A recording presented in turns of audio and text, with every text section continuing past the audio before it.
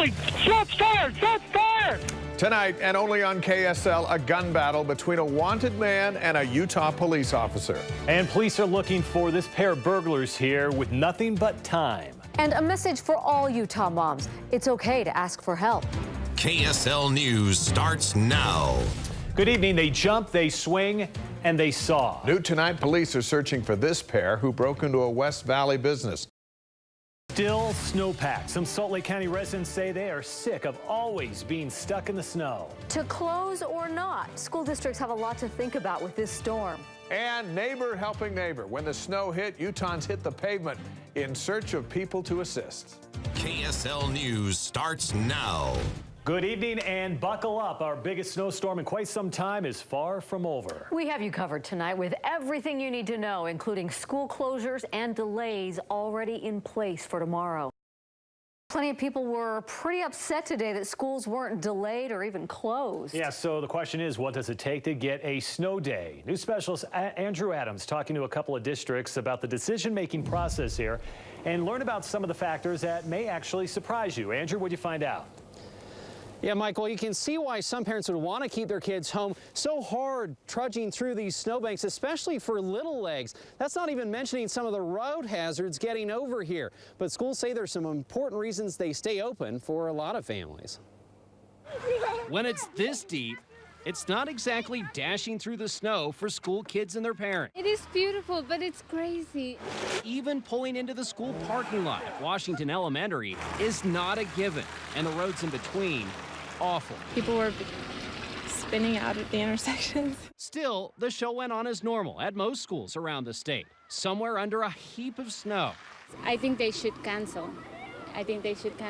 Just let the kids stay home. Instead, Salt Lake City School District left it up to parents to assess their own situations. The reality is we can't check every street in Granite School District. This is breaking news from KSL. Good evening. We begin tonight with breaking news in Parleys Canyon with troopers on the scene of a fatal accident, trying to figure out what exactly happened here. That car ended up on its top underneath an overpass. News specialist Nicole Val is there with the latest information. Nicole, what happened?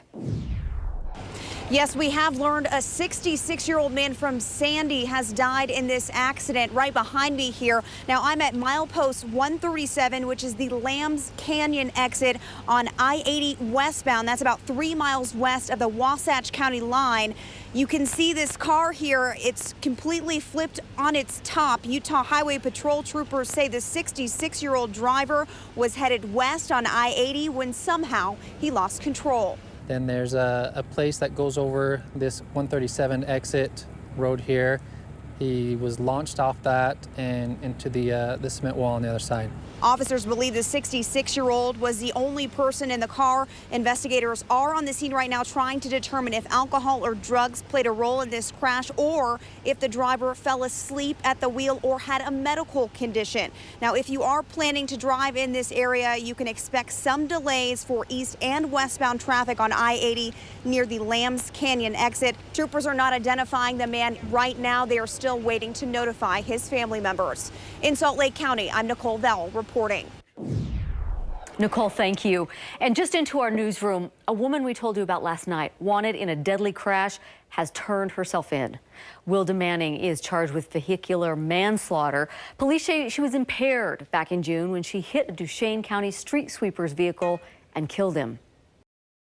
The City of Light is a city in shock, and Utahns are caught in the chaos.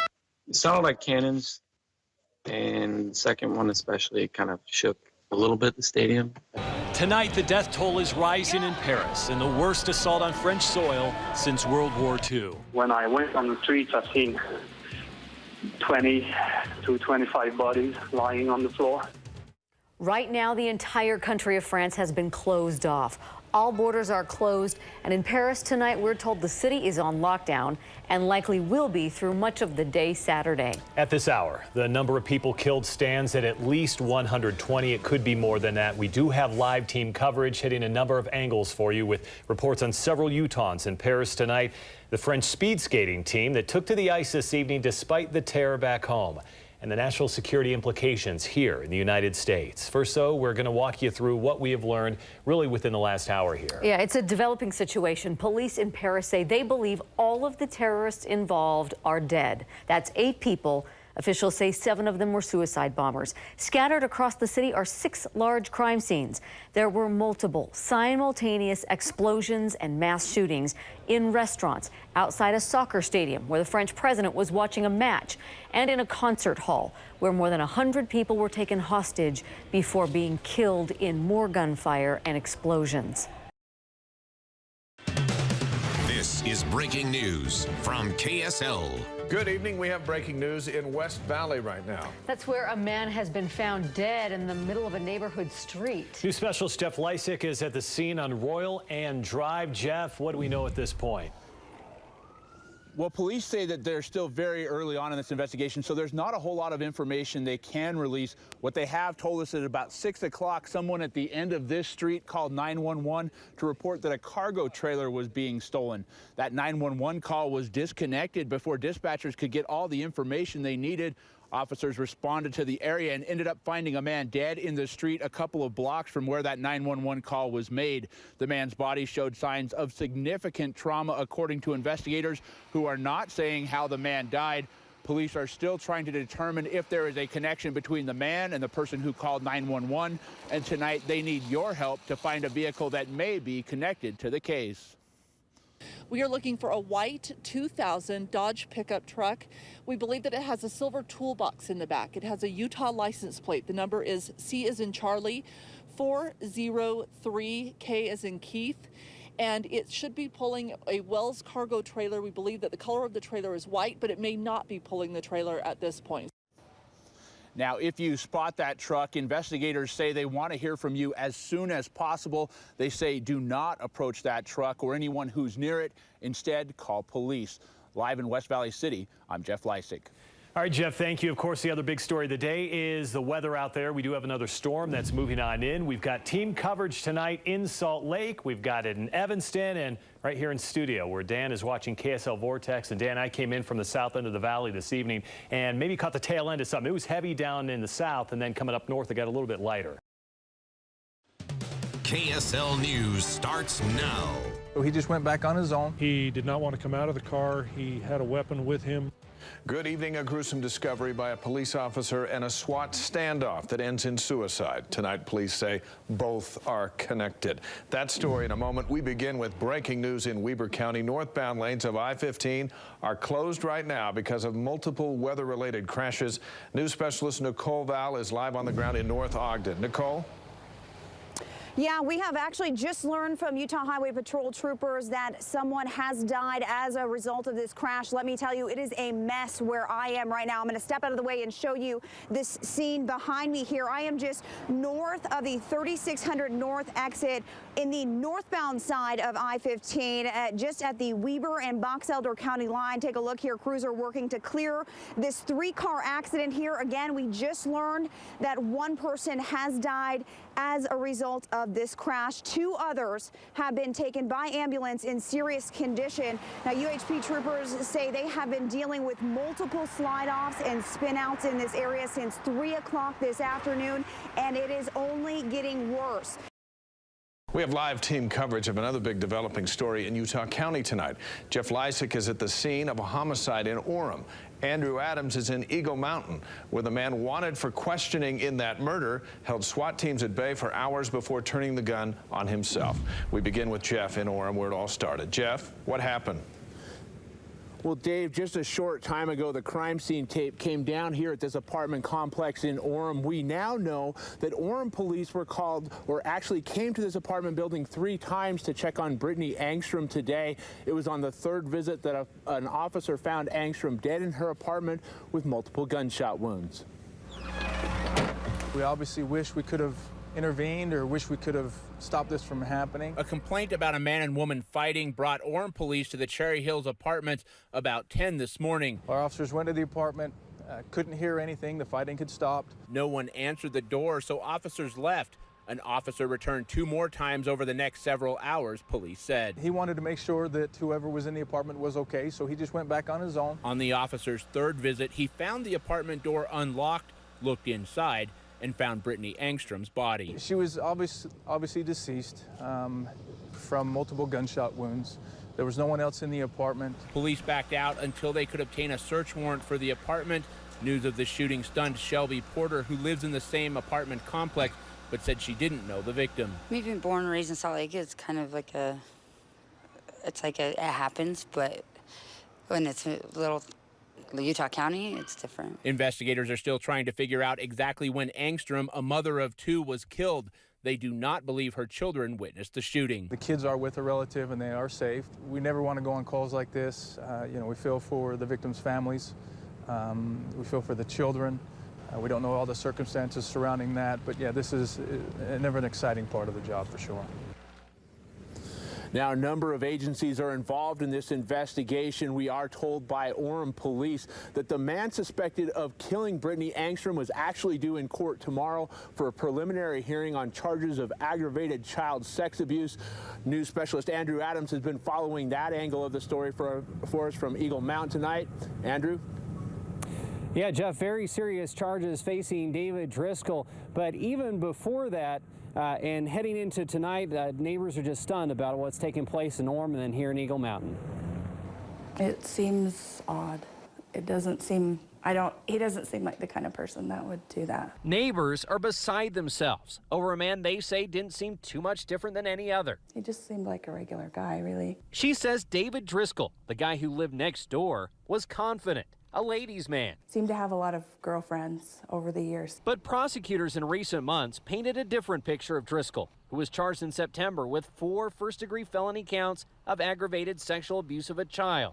And then today, Orem police are investigating a homicide and they were looking for this individual. Orem's murder case turned into a standoff with the boyfriend, Driscoll, near an Eagle Mountain golf course. He did not want to come out of the car. He had a weapon with him. Sheriff's deputies say they were aware of the man's extensive military background, including his experience with guns and explosives. As it started to get dark, we became concerned that he would have an advantage in being able to try to sneak away, and we thought that that would create a significant threat to the public. After 2 hours of negotiations, a single gunshot rang out inside of Driscoll's car. He decided that he wanted to be done, and he ended up taking his own life. As investigators dig further into Driscoll's life and what brought him here, his neighbors are also void of answers. It's very weird.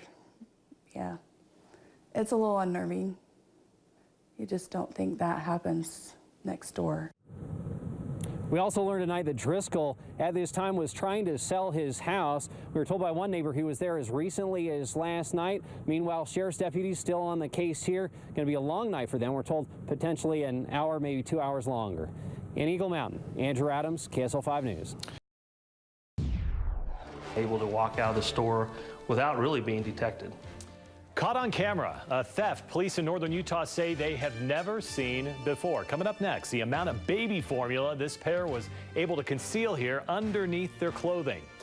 And then a new danger on the slopes. What came falling out of the sky, nearly crushing this skier. Plus, a Utah family goes viral again, and it's a story you don't want to miss. We'll introduce you to the cutest elf on the shelf ever next. On the blue trail. Mr. Petrino, are you still okay? Always be prepared. Coming up, the 911 calls that prove these Boy Scouts have been paying attention and what they did when their scoutmaster got trapped in a cave with a bear. Then, fined for watching his daughter perform. A Utah NFL star making headlines tonight. Why he won't be playing in his team's final game. Next. All right, broadcasters might be rethinking drones after what you're about to see right here. Check it out. An alpine skier competing in Italy today was nearly smashed by one of these things. A 4-time defending World Cup champ was in his second run when a drone carrying a broadcast camera fell from the sky and crashed into the snow. As you can see there, it missed him by mere seconds. Man, he didn't even notice until he saw the footage at the bottom of the mountain. That's probably a good thing. KSL News starts now. A final salute. Holiday 10. Holiday 10, Officer Doug Barney from Salt Lake. A final call. All units be advised. Officer Doug Barney is now 1042. We have the watch from here. A final goodbye for a fallen Utah officer and father.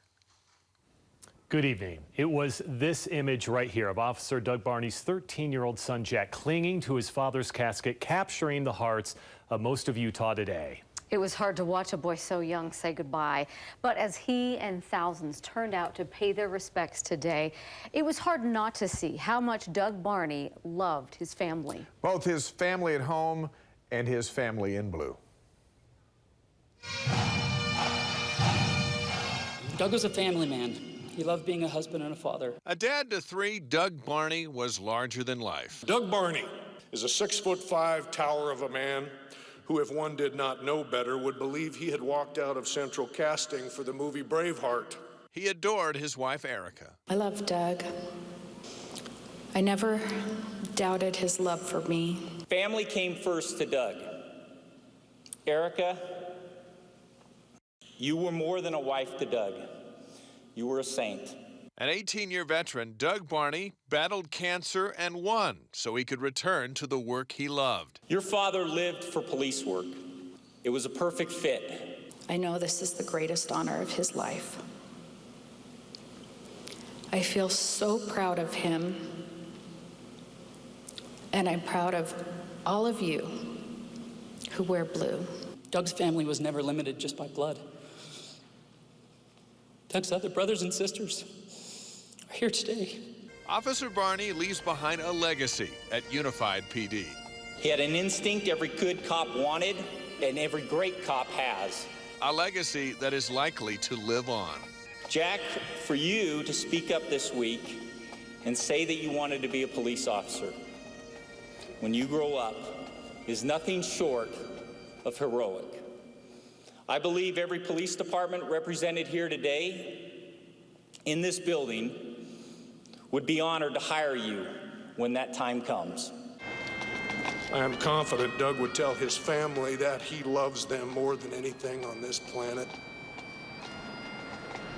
That he knows they are suffering, but that they should understand that he gave his life doing that which he loved second only to them. He would say, please smile as soon as you can.